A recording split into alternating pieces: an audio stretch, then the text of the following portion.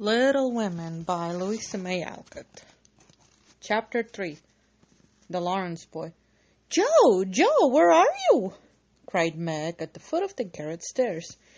Here, answered a husky voice from above, and, running up, Meg found her sister eating apples and crying over the air of Redcliffe, wrapped up in a comforter on an old three-legged sofa by the sunny window. This was Joe's favorite refuge, and here she loved to retire with a half-dozen rosettes and a nice book to enjoy the quiet and the society of a pet rat who lived nearby and didn't mind her a particle. As Meg appeared, Scrabble whisked into his hole. Joe shook the tears off her cheeks and waited to hear the news. Such fun! Only see! A regular note of invitation for Mrs. Gardner for tomorrow night! Cried Meg, waving the precious paper, and then proceeding to read it with girlish delight. Mrs. Gardner would be happy to see Miss March and Miss Josephine at a little dance on New Year's Eve. Marmee is willing we should go. Now what shall we wear? What's the use of asking that when you know we shall wear our poplins because we haven't got anything else? Answered Joe with her mouth full. If only I had silk, sighed Meg. Mother says I may when I'm 18, perhaps, but 2 years is an everlasting time to wait.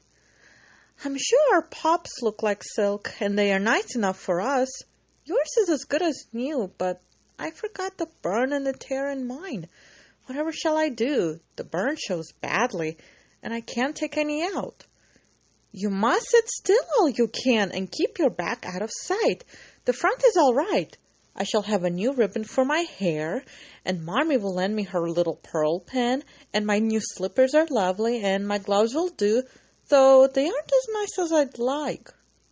Mine are spoiled with lemonade, and I can't get any new ones, so I'll have to go without, said Joe, who never troubled herself much about dress. You must have gloves, or I won't go, cried Meg decidedly. Gloves are more important than anything else. You can't dance without them, and if you don't, I should be so mortified. Then I'll stay still. I don't care much for company dancing. It's no fun to go sailing round. I like to fly about and cut capers. You can't ask Mother for new ones. They're so expensive. And you are so careless. She said, when you spoil the others, that she shouldn't get you any more this winter. Can't you make them do? Asked Meg anxiously. I can't hold them crumpled up in my hands so no one will know how stained they are. That's all I can do. No, I'll tell you how we can manage. Each wear one good one and carry a bad one, don't you see? Your hands are bigger than mine, and you will stretch my glove dreadfully, began Meg, whose gloves were a tender point with her. Then I'll go without.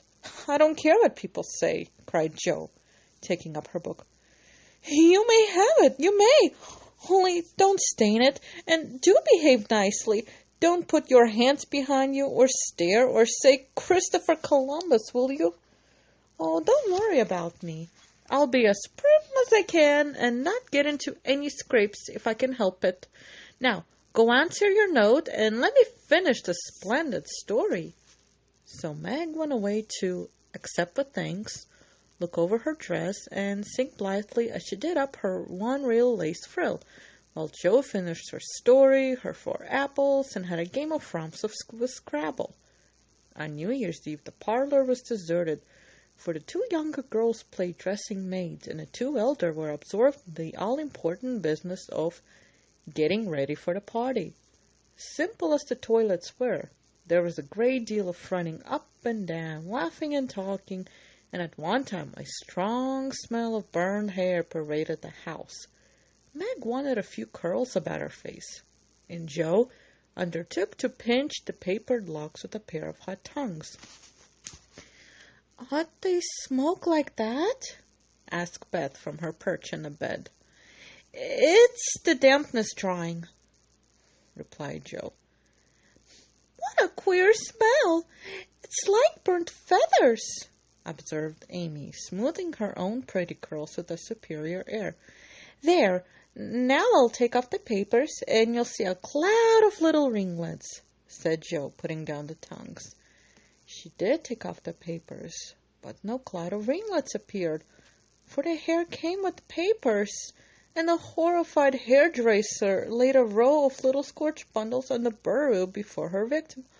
Oh, oh, oh, what have you done? I'm spoiled. I can't go. My hair. Oh, my hair, wailed Meg, looking with despair at the uneven frizzle on her forehead.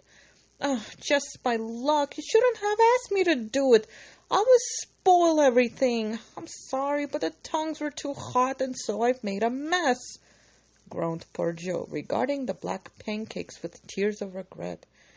It isn't spoiled. Just frizzle it and tie your ribbon so the ends come on your forehead a bit, and it will look like the latest fashion. I've seen many girls do it so, said Amy consolingly.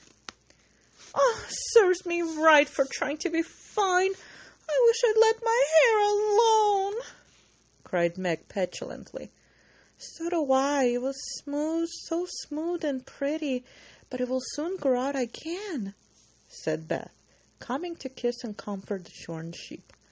After various lesser mishaps, Meg was finished at last, and by the united exertions of the family, Joe's hair was got up and her dress on. They looked very well in their simple suits, Meg in silvery drab with a blue velvet snood, lace frills, and a pearl pin, Joe in maroon with a stiff, gentlemanly linen collar and a white chrysanthemum or two for her only ornament.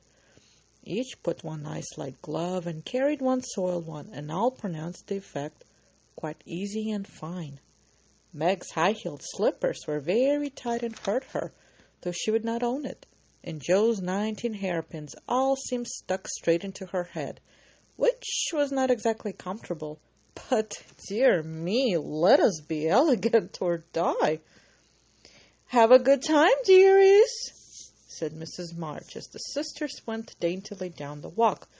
Don't eat much supper, and come away at 11 when I send Hannah for you.